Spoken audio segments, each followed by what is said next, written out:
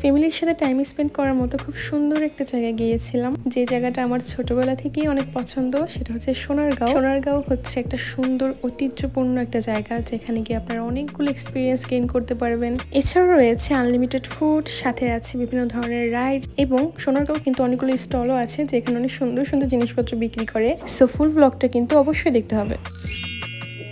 আসসালামু আলাইকুম সবাইকে, আশা করি সবাই ভালো আছেন। আজকে আমরা সোনারগাঁও যাব। সো সকাল সকাল একটু রেডি হয়ে নিচ্ছিলাম। এটা হচ্ছে আমার বেসিক স্কিন কেয়ার রুটিন। আমার স্কিন কেয়ারটা খুবই সিম্পল, যেহেতু আমার একনি প্রন স্কিন, তাই হচ্ছে আমার স্কিন কেয়ার অনেক সিম্পল রেখেছি আমি। সো চলো বের হয়ে পড়ি, কারণ সময় নেই। আম্মু পিছন থেকে অনেক তাড়া দিচ্ছিল যে তাড়াতাড়ি করো তাড়াতাড়ি করো। সো দেন আমরা বের হয়ে পড়লাম সবাই মিলে। সকাল থেকে ওয়েদার খুব সুন্দর ছিল, বাট পথের মাঝে হয়ে যায় এত বড় একটা বৃষ্টি। যাই হোক, মনটা খুবই খারাপ হয়ে গিয়েছিল, বাট পরবর্তীতে আবার সূর্য উঠে গিয়েছে। সোনারগাঁও যাওয়ার পরপরই আমরা টিকিট কাটি, দেন ভিতরে যাই।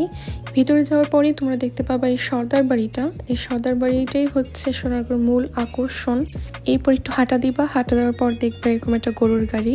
এটা আমি ছোটবেলা থেকেই দেখে আসছি, এটা এরকমই আছে, এটাকে কিছুই করে না। এরপর হচ্ছে আমরা সর্দার বাড়ি চলে যাই। আমরা মূলত সোনারগাঁও এসেছি একটু ফ্যামিলি টাইম স্পেন্ড করতে অ্যান্ড অনেকগুলো ছবি তুলতে। স্পেশালি এই সর্দার বাড়িতে তো ছবি মাস্ট, এত সুন্দর আসে। এরপর তোমাদের টিকিট কাটতে হবে। সোনারগাঁও ঢুকতেও এত টাকা লাগে না টিকিটের জন্য যতটা লাগে এই সর্দার বাড়িতে ঢুকতে। খুবই কস্টলি, বাট এটা পুরোপুরি একদম ওর্থ ইট। অনেক সুন্দর একটা জায়গা, অনেক সুন্দর সুন্দর ছবি তুলতে পারবা। অ্যান্ড এইটা কিন্তু দুইটা বাড়ি মিলে একটা বড় সর্দার বাড়ি। এটা হচ্ছে ফার্স্ট, যেটা খুবই সুন্দর। এটার ভিতরে অনেক সুন্দর সুন্দর জায়গা আছে। অ্যান্ড সেকেন্ডও তোমাদের একটু পর দেখাবো। এখানে এত সুন্দর সুন্দর বারান্দাগুলো, অ্যান্ড সামনেই হচ্ছে পুকুর। এই পুকুরটা অনেক সুন্দর। এটা হচ্ছে সেকেন্ড, মানে একটা বাড়ির মধ্যে হচ্ছে দুইটা ফ্লোর, মানে কি বলে এটাকে, দুইটা মানে বাড়ি। একটা হচ্ছে এটা, আর ফার্স্ট তোমাদের যেটা দেখালাম সেটা। আমি একটু এখানে আউটফিট চেক করতেছিলাম, বাট পিছনের মেয়েটার কারণে আমার আউটফিট চেকটা হয়নি, বাট পিছনে আপুটা খুব সুন্দর ছিল। এরপর হচ্ছে আমরা আরেকটু এক্সপ্লোর করি। এখানে হচ্ছে আমার সারাদিনই থাকতে মন চায়, কেননা এই বাড়ি ঘর আমার অনেক পছন্দ।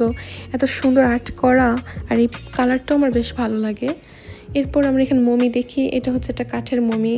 এরপর এখানে অনেক কিছু দেখি। এখানে মাটির চাকা ছিল, এগুলো হচ্ছে সর্দার বাড়িতে যেগুলো পাওয়া গিয়েছে সেগুলো এখানে রেখে দেওয়া হয়েছে। এরপর আমি একটু পুকুর পাড়ে নামি। আমার ভাই হচ্ছে না করছিল যে আমি হিল পরেছি যেন আমি পুকুর পাড়ে না নামি, কিন্তু কার কথা কে শোনে, আমার তো নামতেই হবে।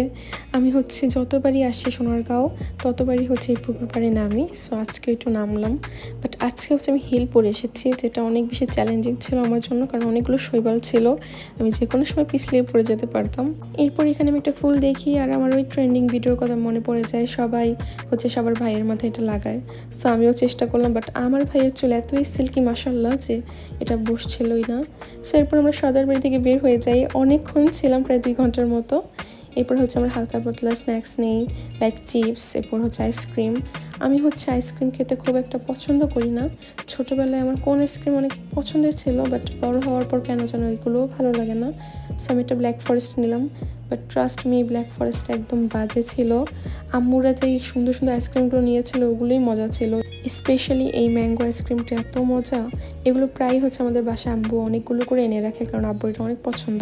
আর আমি এখানে সবার সামনে প্রেজেন্ট করছিলাম যে এটা আমার খুবই ভালো লাগছে, বাট আমার এটা একদমই ভালো লাগছিল না। ভিতরে একদমই নর্মাল আইসক্রিমের মতো ছিল, কোনো কিছুই কোনো ডিফারেন্ট নাই, একদমই কি বলবো ওর্স্ট ছিল, ভালো ছিল না।